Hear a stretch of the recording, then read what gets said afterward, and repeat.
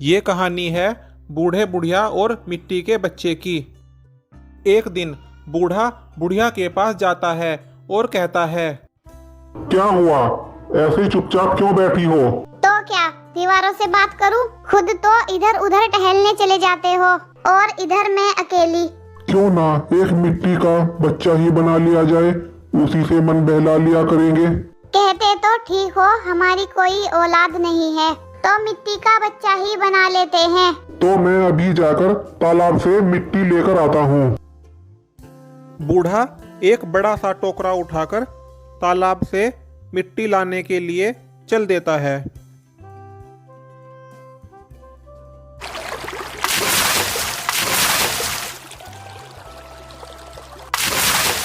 तालाब से मिट्टी निकालकर वह जल्दी जल्दी घर आता है।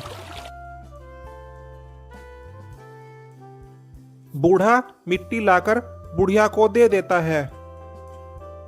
बुढ़िया उस मिट्टी से एक अच्छा सा मिट्टी का बच्चा बनाकर तैयार कर देती है। अब इस मिट्टी के बच्चे का क्या करना है?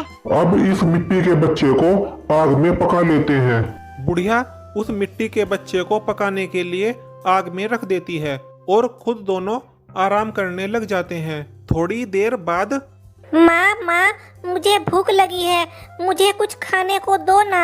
सुना आपने? ये माँ कहकर कौन बुला रहा है? अरे देखो, वह मिट्टी का बच्चा तो जिंदा हो गया है। लगता है प्रभु ने हमारी सुन ली। बेटा इधर आओ, आओ मेरे पास। बच्चा उनके पास जाता है। माँ, मुझे भूख लगी है, मुझे कुछ खाने को दो ना।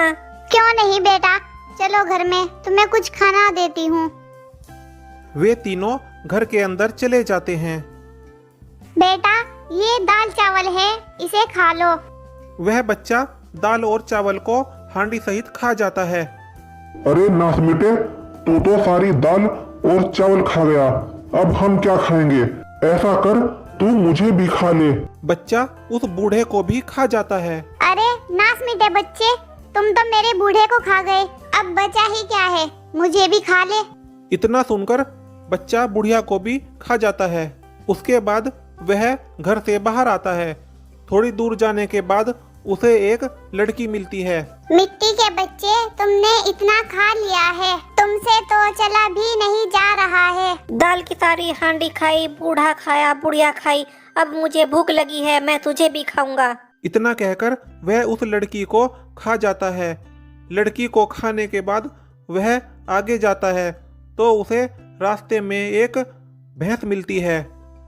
भैंस कहती है, मिट्टी के बच्चे, तुमने इतना खा लिया है, तुमसे तो चला भी नहीं जा रहा है। दाल की सारी हांडी खाई, बूढ़ा खाया, बुढ़िया खाई, अब मुझे भूख लगी है, मैं तुझे भी खाऊंगा।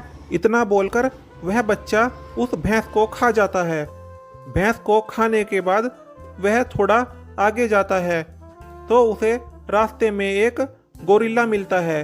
गोरिल्ला कहता है, मिट्टी के बच्चे, तुमने इतना खा लिया, तुमसे तो चला भी नहीं जा रहा है। दाल की सारी हांडी खाई, बूढ़ा खाया, बुढ़िया खाई, अब मुझे भूख लगी है, मैं तुझे भी खाऊंगा। इतना कहते ही वह उस गोरिल्ला को खा जाता है।